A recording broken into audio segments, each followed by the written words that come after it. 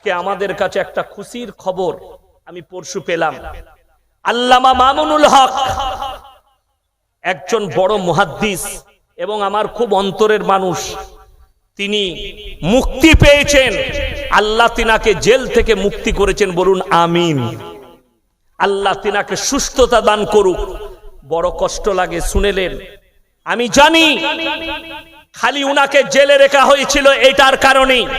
হাসিনা জানতো জেলের বাইরে যদি এই লোকটা থাকে আমার গদি চলে যাবে, যার কারণে আল্লামা মামুনুল হককে জিতার পরে এতদিনে তিনাকে জামিন দিয়েছে। সব মিথ্যা কেস দিয়েছে। এই যারা মিথ্যা কেস দিয়েছে শুনে যান। যদি কেউ উকিল থাকে, অ্যাডভোকেট থাকে, তারা শুনবেন।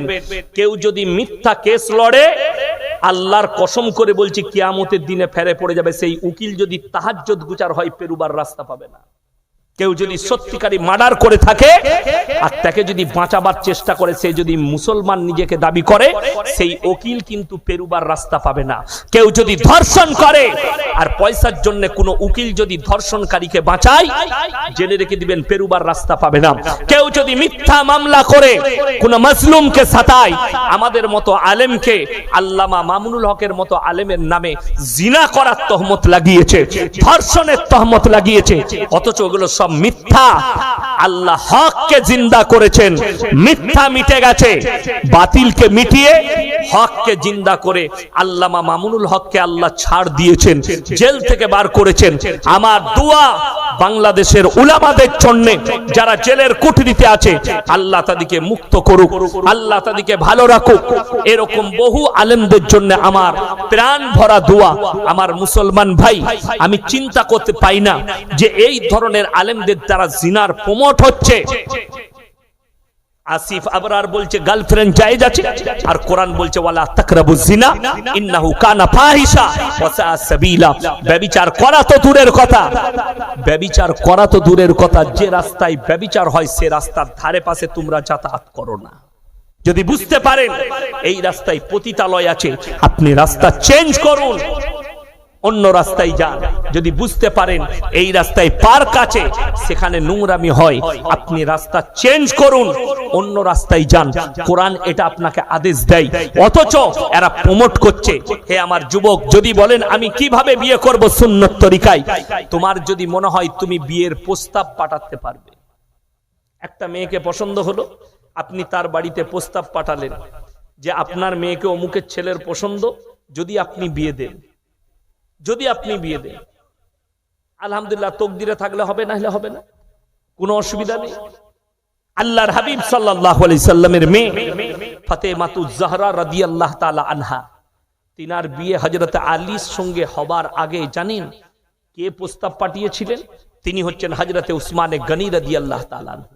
ইয়া রাসূলুল্লাহ, আমি আপনার মেয়েকে বিবাহ করতে চাই। রাসূল আকরাম সাল্লাল্লাহু আলাইহি সাল্লাম বললেন, হে উসমান গনি, তুমি ফাতেমার থেকে সুন্দর বিবি পাবে, ফাতেমা তোমার থেকে ভালো স্বামী পাবে। এটা ছিল নবীজির উত্তর। এত সুন্দর উত্তর নবীজি দিলেন, কোনো ঝামেলা নাই, ঝঞ্ঝট নেই। আর আপনি মনে করছেন শরীয়তে প্রেমটা জায়েজ? কোনো মতে জায়েজ নেই। আমি গাড়িতে আসছিলাম আর আমার এলাকা থেকে খবর এলো অমুক জন অমুকে একটা মেয়ে নিয়ে পালিয়েছে। এই তো চলছে এখন। মুসলমান জানেন হারাম কাজে কিভাবে লিপ্ত হয়েছে? সব থেকে বড় পাপ মুসলিম সমাজে যেটা এসে দাঁড়িয়েছে, সেটার নাম হচ্ছে পরকিয়া। লোকের বউকে নিয়ে পালিয়ে গিয়ে ঘর করা। মেদিনীপুরের লোক বর্ধমানে ঘর ভাড়া নিয়ে আছে লোকের বউকে নিয়ে পালিয়ে। বর্ধমানের লোক লোকের বউকে নিয়ে পালিয়েছে, নাড়াদৌলে ঘর ভাড়া নিয়ে আছে। আর আপনি মনে করছেন এর থেকে ভালো লোক কেউ নেই। খোঁজ নিলেন না বউটা তার না লোকে, অথচ শরীয়ত জানে না। যারা মা আছেন, যারা ভাই আছেন, শুনে যান। যারা পরকীয়ায় জড়িত আছেন, যারা লোকের বউয়ের সঙ্গে রাতের বেলায় কথা বলেন, পরকীয়ায় জড়িত আছেন, তারা শুনে যান। আগে স্বামী তালাক না দেওয়া পর্যন্ত, ইদ্যত পালন না করা পর্যন্ত, পৃথিবীর নয় গোটা দুনিয়ার কাবা ঘরের ইমাম এসে বিয়ে পড়ালেও আল্লাহর কসম নিকাহ হবে না, হারাম। লিখে নিয়ে যান, চ্যালেঞ্জ দিয়ে গেলাম। নিকাহ হবে না যতদিন ঘর করবে, জিনা করা হবে, যতগুলো বাচ্চা পয়দা হবে হারাম আওলাদ হবে। তার আগের স্বামী তালাক দিবে, ইদ্যত পালন করবে। ইদ্যত হয়ে গেল, আপনি স্ত্রী রূপে গ্রহণ করুন, তার মধ্যে খায়ের বরকত আছে, কোনো অসুবিধা নাই। হালাল রূপে গ্রহণ করুন, জোরে বলুন সুবহানাল্লাহ, অসুবিধা নেই।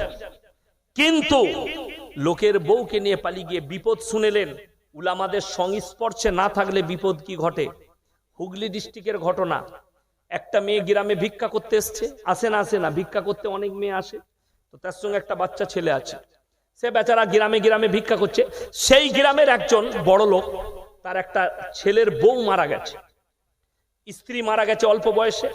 তো সে রাস্তায় বসে আছে, মেয়েটা যাচ্ছে, বলে শোনো তুমি ভিক্ষা করছো, তোমার স্বামী আছে?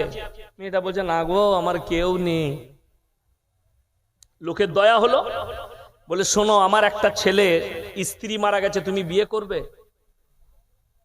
আপনি যদি বলেন করব, ই দেখলে মেয়ে রাজি আছে, কেউ নেই, খোঁজ খবর লাইনি। মূর্খ জগতে বাস করলে যা হয়, বাস ইমাম সাহেবকে ডেকেছে, পেশার ইমাম কি জানবে, ইমামকে পেশার দিয়েছে, বিয়ে পড়িয়ে দাও। ইমাম সাহেব বিয়ে পড়িয়ে দিয়েছে, বিয়ে হয়ে গেল, ঘর করছে। এক সপ্তাহ পরে এ মেয়ে রাস্তায় ঝাঁট দিতে নাকি কাজ করতে বেরিয়েছে, আর তার আগের স্বামী সাইকেল নিয়ে আসছে। সে বুঝে তোকে আমি এক সপ্তাহ ধরে খুঁজি, কোথায় ছিলি তুই? পাড়ার লোক অবাক, আর কেউ না, ই বিয়ে করে যাবো, তোমার বউ কি করে হলো? লোক জড়ো হয়ে গেল, গোটা গ্রাম হাজির। সব শালাকে ছেড়ে দিয়ে ইমাম শালাকে ধর। দোষকার বলে ইমামের, বিয়ে পড়াইছে। কত বড় কষ্টের বিষয়, ইমামকে বলেছে বিয়ে পড়াও, ইমাম সাহেবকে দাওয়াত দিয়ে দিয়েছে, দোষ হলো কার? ইমামের। আমাকে ফোন করলো, প্রথম প্রস্তাব কে দিয়েছে? ছেলের বাপ। আমি বললাম তুমি সবসময় একটা কথা মাথায় রাখবে, কেউ যদি ভিখারি আসে